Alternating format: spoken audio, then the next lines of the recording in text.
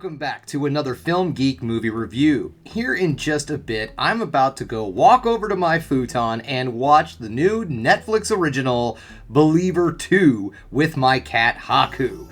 Now, what is the story of Believer 2? Okay, well, this is the continuation of the Believer series. In the first movie, the detectives are looking for a criminal known only as Mr. Lee. Well, I guess they're trying to really find his identity. The first film is mostly trying to figure out who Mr. Lee really is. In the second film, Believer 2, they are hunting down Mr. Lee to stop him from dealing drugs in South Korea and taking over the criminal underbelly world and such. Okay, so the first film, Believer, was more of a police procedural. There were some pretty awesome action sequences, but there wasn't a lot of them. They were kind of few and far between. They were there, and the ones that are there are excellent. But the first film mostly relies on intrigue and just a lot of cat and mouse and misdirection, twisty turns and such like that. It's a really fun little film, but if you're expecting it to be mostly an action-driven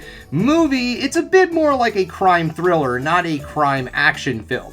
However, Believer 2, by the looks of the trailers, is going to be non-stop action. The trailer itself looks like it's going to be crazy, over-the-top, brutal, vicious action. So that's what I'm looking forward to. Last night I went and saw an absolutely brutal slasher horror film, and tonight it looks like I'm about to sit down and watch a Netflix original from South Korea that's being advertised as a very action-packed, brutal action film. So apparently that is the theme of this weekend. Brutal! Alright, well, enough of me sitting here yammering. My cat Haku is currently patiently waiting for me to get over to the futon because, just like I've said before, he loves his action films, and I don't want to keep him waiting. So it's time for me to get off of this microphone and get over to the futon and check out Believer 2.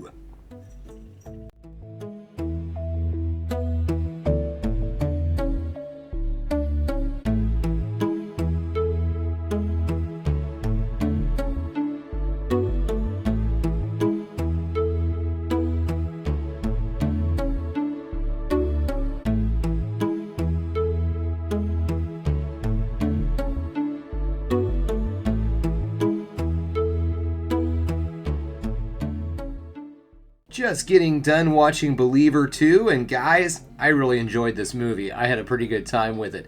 Okay, so let's get this started, shall we? We're going to get things started with negatives and then move into the positives to end the video on the ever so important high note.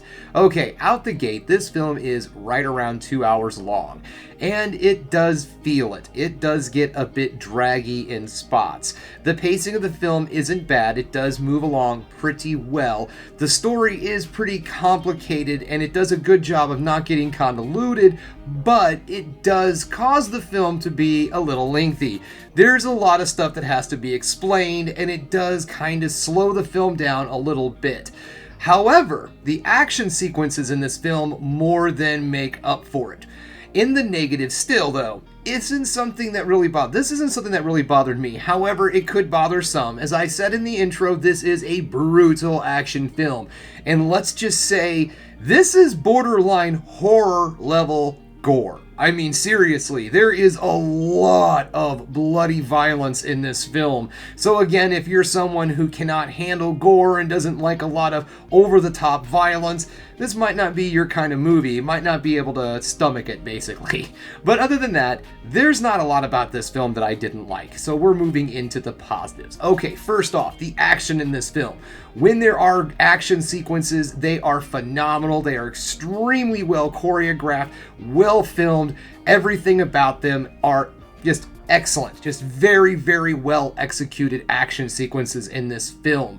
And also, the cinematography is very well done.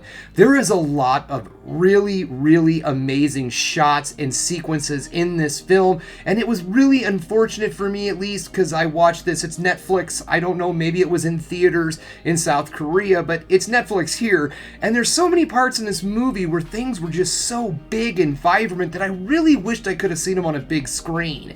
And Other than that, I thought this movie was very solid. This was a good outing for Netflix. I've not really paid a lot of attention to streaming service movies for quite some time, and it's funny because I didn't really get into streaming service movies much until I had my surgery and I was kind of stuck at home for a little while, and that's all I had. So now it seems like I keep finding all these really interesting films on streaming services. So I'll just keep doing them. If you like watching these videos, I'll just keep going. But yes, guys, this is a solid, fun action film. If you got a couple hours to spend, you don't mind it getting a little draggy, and of course the over-the-top violence and gore. If you're into that sort of thing, you don't mind it so much, this is a really solid, fun watch. And I mean, come on, again, it's Netflix. It's not gonna hurt you any more than just your time. So yeah, get out. Get to your couch, turn on your TV, and check out Believer 2. Oh, one thing I forgot to add. Now, you can watch Believer 1, which honestly isn't a bad idea. But at the beginning of this movie, they do kind of summarize the events of the first movie. So if you don't want to sit down and watch Believer 1, you don't necessarily have to. But I do advise it because it is a good movie. You should give it a watch just because it's solid and it's just as good as this one. It's not as violent, honestly. It doesn't have near as much gore. It's violent, but it's not near as gory. Let me put it that way. But it's still a very solid, good action film in its own right. It's a good movie, but you don't necessarily need to watch it. Alright, that being said, this is a solid sit down on your couch and give it a view, and that's all I have for you today, guys. So if you liked what you saw here today, go ahead and subscribe to the channel, ring that bell for notifications, and give me the old thumbs up so I know you like what you're seeing. And if there's one more thing you can do, folks, that is keep watching movies. You know I'm gonna.